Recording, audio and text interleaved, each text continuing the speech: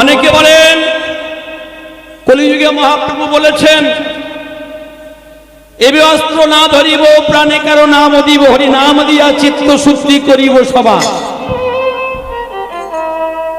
যখন নিতাই চাঁদ হরিনামটা দান করলেন জগাই আর মাধাইকে, তাহলে হরিনাম দিয়ে চিত্ত শুদ্ধি ঠিক মতো হলো না, কলসির কানা মেরে দিল মাথায়।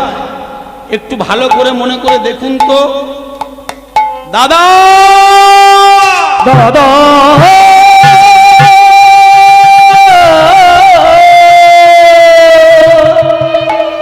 অন্তর্যামী মহাপ্রভু জানতে পারলেন যে নিতাই চাঁদের মাথা আঘাত করেছেন যিনি শঙ্কর্ষণ নারায়ণ।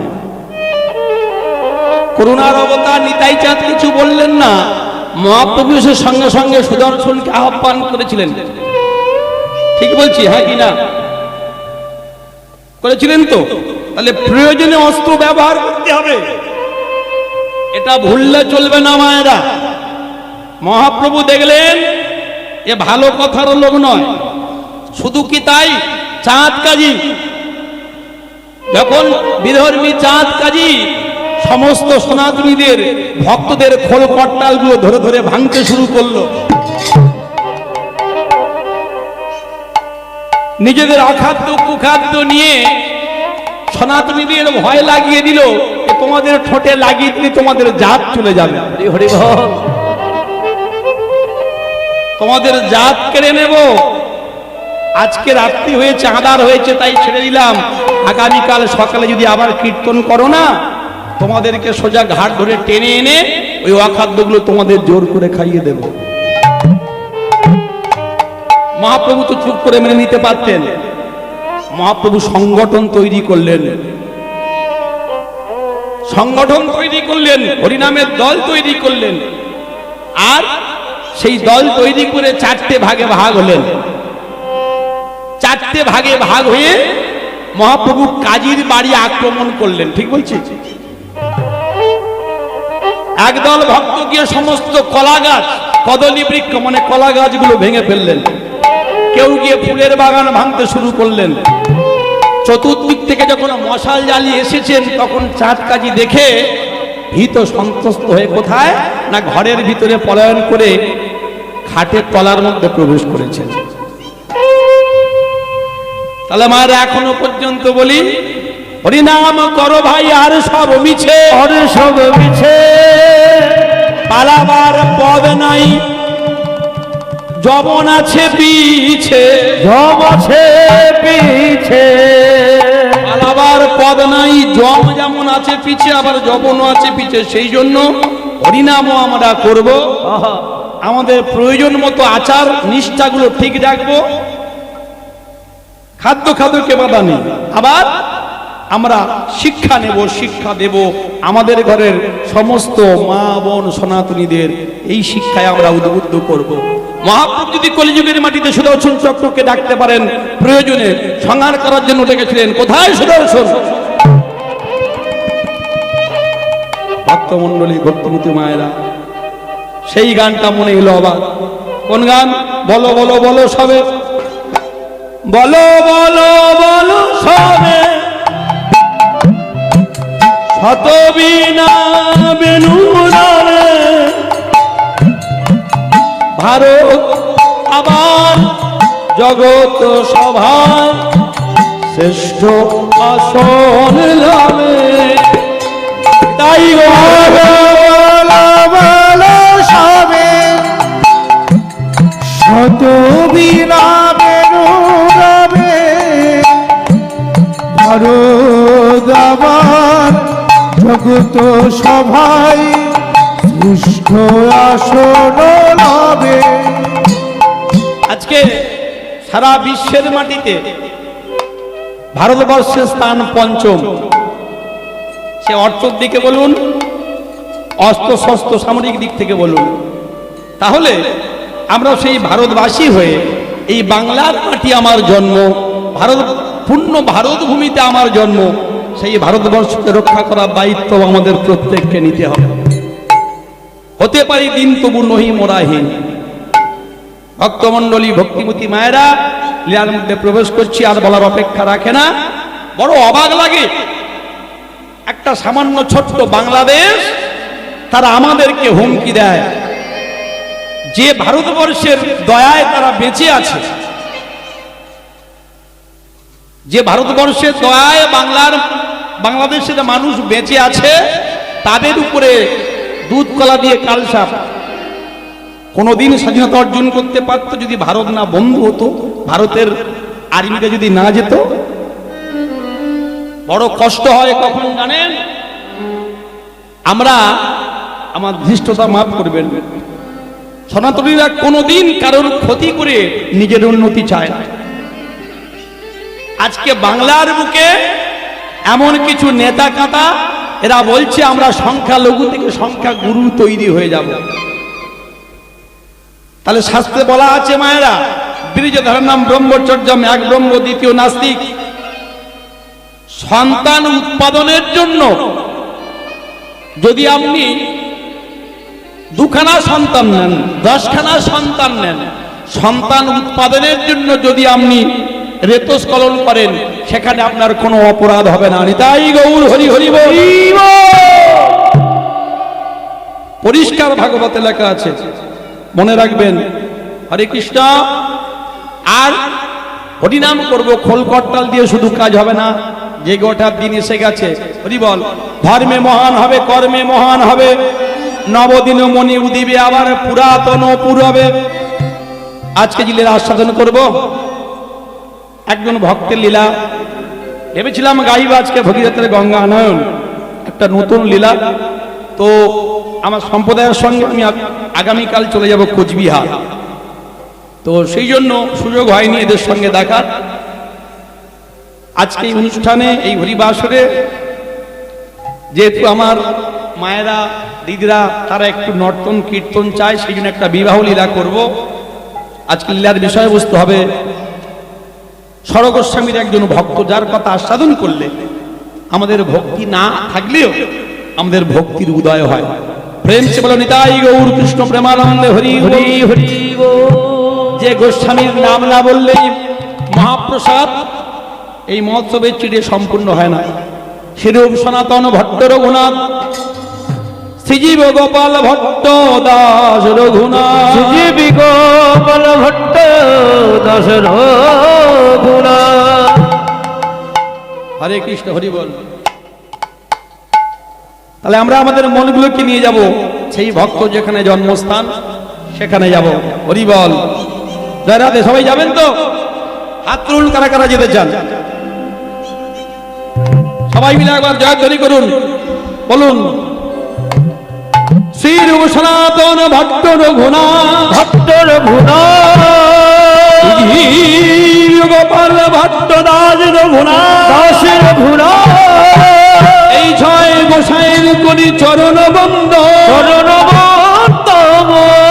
যাহা হইতে সমস্ত বিঘ্ন নাশ, মনের অভীষ্ট পূরণ। যাওয়া হইতে বিষ্ণ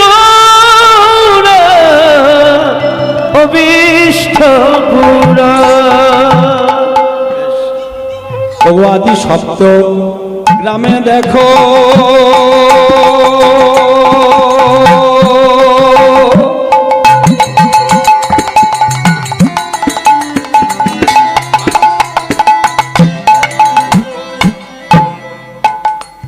পিতা গোবর্ধন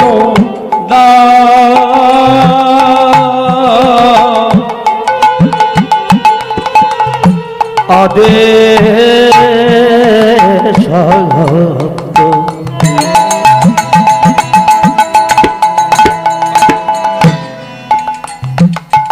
ভগয়াতে সপ্ত গ্রামে দেখো,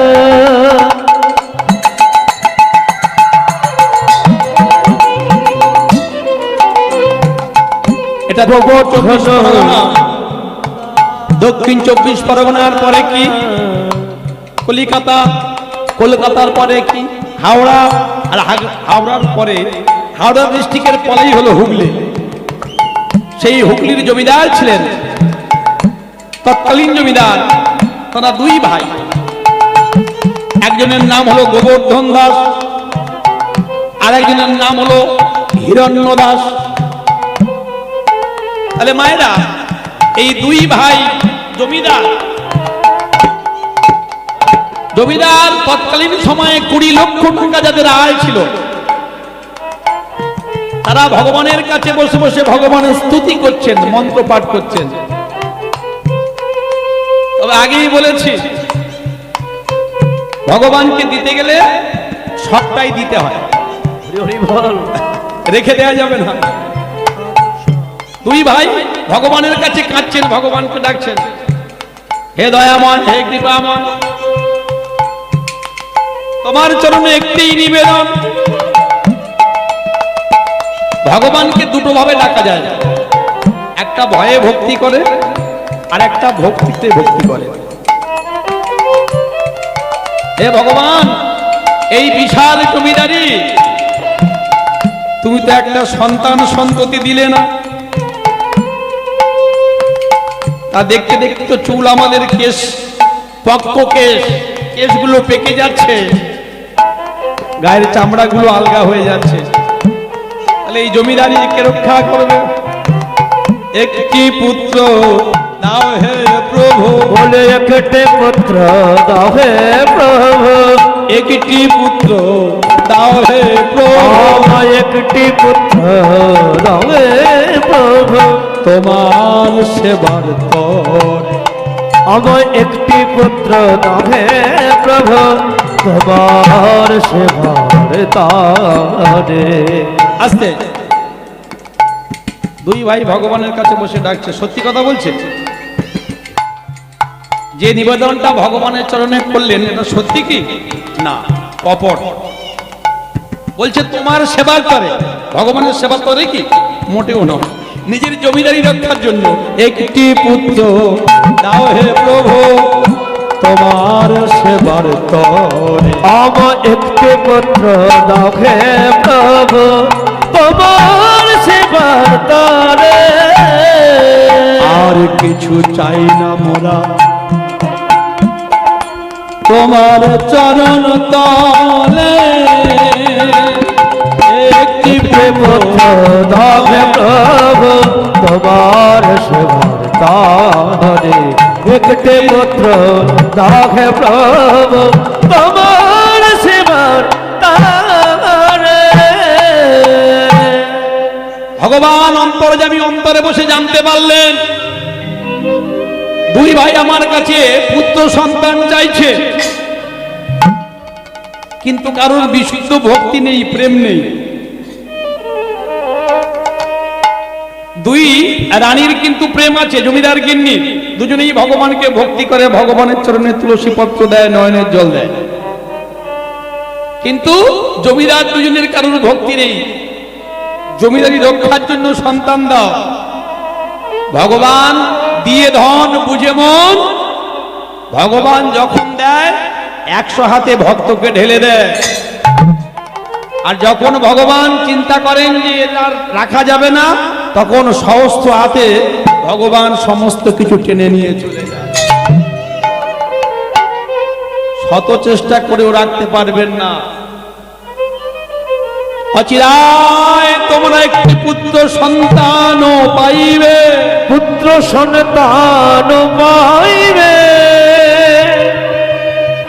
তোমাদের মনের কথা নয়, তোমাদের ইস্তেমায়রা আইদে এদিকে লক্ষ্য করুন, তোমাদের মনের কথা নয়, তোমাদের মুখের কথা অবশ্যই সত্য হইবে, অবশ্যই সত্য হইবে। চতুরের শিরোমণি ভগবান গোবিন্দ চিন্তা করলেন, তোমরা মুখে যেটা বলেছো ওটাই হবে। এই সন্তান বৈষ্ণব হয়ে গৃহত্যাগী হইবে, গৃহত্যাগী হইবে। আমার লীলার কারণে জগৎ উদ্ধারিবে, অমর লীলার কারণে জগৎ উদ্ধার হইবে। কলিযুগের মানুষ তো আমাদের চেনা বড় দায়। পশুবৃত্তি মানব জাতি করে গোপালন, অজ্ঞানতার অন্ধকারে আমাদের পরিপূর্ণ মন।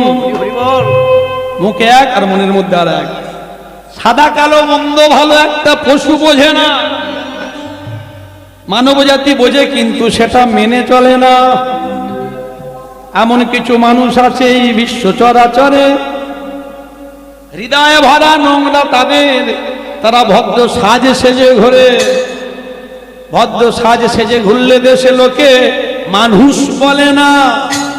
মানুষ হবে আসবে যেদিন তোমার মধ্যে ভক্তি জ্ঞানের বৈরাগ্যের চেতনা। সৎ ব্যক্তি কাঙাল হয়ে রাস্তায় রাস্তায় ঘোরে, অসৎ ব্যক্তির চুরির টাকা দিন দিন যাচ্ছে বেড়ে। হরি বল। ইউনিভার্সিটির ডিগ্রি এদের আছে কত শত, চলন বলন মানুষের মতো নয়, যেন ঠিক পশুর মতো। অধম নিতাই দাস কয় হয়ে মানুষ অনেক হলো, এবার পশুর আচরণ ছাড়ো। প্রকৃতি মানুষ যদি হতে চায় তবে সৎসঙ্গে সে গুরুর চরণ ধরো। পয়সা দিয়ে সবকিছু করা যায় না মায়েরা। জমিদার গোবর্ধন দাস হিরণ্য দাস মনে করলো পয়সা দিয়ে সবকিছু করব, কিন্তু ভগবান অন্তরে থেকে জানতে পেরেছেন মনের মধ্যে এক চলছে, মুখের মধ্যে আর এক চলছে। ভগবান বলল মুখের কথা সত্য হবে, তোমাদের ভয় নেই। যেই এই এমন দৈববাণী শুনেছেন, সঙ্গে সঙ্গে বড় ভাই হিরণ্য দাস বলছে, ভাই দাদা, আরে সন্তানটাকে হতে দে, মন্দিরটাই ভেঙে ফেলে দেব। হরিভক্তি করবে কি করে? পয়সা দিয়ে একটা বড় বাড়ি বানানো যায় মায়েরা, কিন্তু পয়সা দিয়ে শান্তি কেনা যায় না। পয়সা দিয়ে বাজার থেকে অনেক ভালো ভালো দামি দামি সবজি কিনে আনা যায়, কিন্তু সবজি কিনে এনেছি বলে যে রান্না প্রতিদিন ভালো হবে এত সোজা কথা নয়। পয়সা দিয়ে বাজার থেকে দামি দামি ঘড়ি কিনে এনে বাড়ির মধ্যে টাঙিয়ে রেখে দেওয়া যায়, কিন্তু ঘড়ির সময়টাকে কোনোদিন কিনতে পারবেন না। বল সময় চলিয়া যায় নদীর স্রোতের পায়, সোনার ঘড়িটি বলে ঠিক ঠিক ঠিক। জগতে আমরা সবাই কিন্তু কালের অধীন, কাল কাল ওই সময় কারোর জন্য দাঁড়াবে না। আজকে যেটা হয়ে যাচ্ছে আগামীকাল শত চেষ্টা করলেও আর আপনি এই সময়টাকে ফিরে আনতে পারবেন না, আর হবে না। যেইয়া বুঝিল তো ঠিক, আর যে না বুঝিল তার হলো ধিক শতধিক। বাজার থেকে ভালো ভালো দামি দামি গ্রন্থ কিনে এনে বাড়িতে আপনি সাজিয়ে রেখে দিতে পারেন, কিন্তু কখনো আপনি বিদ্বান হতে পারবেন না। তার জন্য আপনাকে গুরু ধরতে হবে, পঠন পাঠন করতে হবে। বাজারের দামি যে পালঙ্কটা কিনে এনেছেন, ভালো একটা দামি গদি বিছানা করেছেন, কিন্তু আপনি ঘুমটাকে কিনতে পারেননি এখনো পর্যন্ত। খুব সাবধান, মনে রাখবেন একটা কথা। ভালো দামি দামি শাড়ি পরেছি, অনেকগুলো মালা পরেছি, দাদা সঙ্গে তিলক সেবা করেছি, তার মানে আমি ভক্ত কিন্তু তা নয়। যাহারে হৃদয় মুকেশ পড়ে কৃষ্ণ নাম, সেই তো জানিবে তুমি বৈষ্ণব প্রধান। তাই মহাজন কি বললেন, যদি ভক্ত হতে হয় তোমরা সাধু সঙ্গ করো, সৎসঙ্গ করো, আর সৎসঙ্গ করে ভক্তের চরণ ধুলা অঙ্গে মাখো। ভক্তের চরণ ধুলা অঙ্গে মাখো, ধুলা অঙ্গে মাখো, ভক্তের চরণ ধুলা অঙ্গে মাখো। ধুলা মাগলে অঙ্গ শীতল হবে। ভক্তের চরণ ধুলা অঙ্গে মাখো। শুধু কি ধুলা? ওগো ধুলা নয়, ধুলি নয়, গোপীর পদরেণু। ধুলা নয়, ধুলি নয়, গোপীর পদরেণু। ধুলা নয়, ধুলি নয়, ব্রজ পদরেণু। ধুলা নয়, ধুলি নয়, গোপীর পদরেণু। আবার যে ধুলা মাখিয়া ছিল শশীর দুলাল নীল। বলি যে ধুলা মাখিয়া ছিল শশীর এটা কানু। আর যে ধুলা মাখিয়া ছিল নন্দের ঘরের কানু। বলি যে ধুলা মাখিয়া ছিল নন্দের ঘরের কানু। ধুলা মাখরে মাখরে মাখরে মাখরে মাখরে মাখরে। মাখরে মাখরে। তাহলে শুধু মাগলে হবে না, মুখে বলতে হবে জয় রাধে গোবিন্দ বলে মাখরে মাখরে বলে রাধা গোবিন্দ বলে হরে হরে হরি বলে।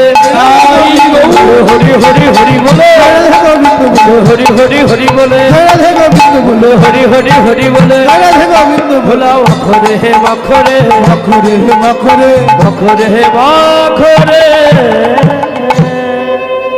হরি বল। 1 2 3 4 করে করে দেখতে দেখতে মায়েরা কতগুলো মাস পেরিয়ে গেল, ভগবানের কৃপা হলো। হরি বল। শুভ দিন শুভ ক্ষণে শুভ তিথি হেরি, ওই শুভ দিনে শুভ ক্ষণে শুভ তিথে রে আরে শুভ দিনে শুভ ক্ষণে শুভ তিথি হেরি, ওই শুভ দিনে শুভ ক্ষণে শুভ তিথে রে হিরণ্য গোবর্ধনে কৃপা কইলা তিনি চক্রধারী, ওই বলে গোবর্ধন কৃপা কইলা চক্র ধরে হিরণ্য গোবর্ধনে কৃপা কইলা কৃষ্ণ মুরারি। গোবর Please subscribe my YouTube channel and like, comment, share please.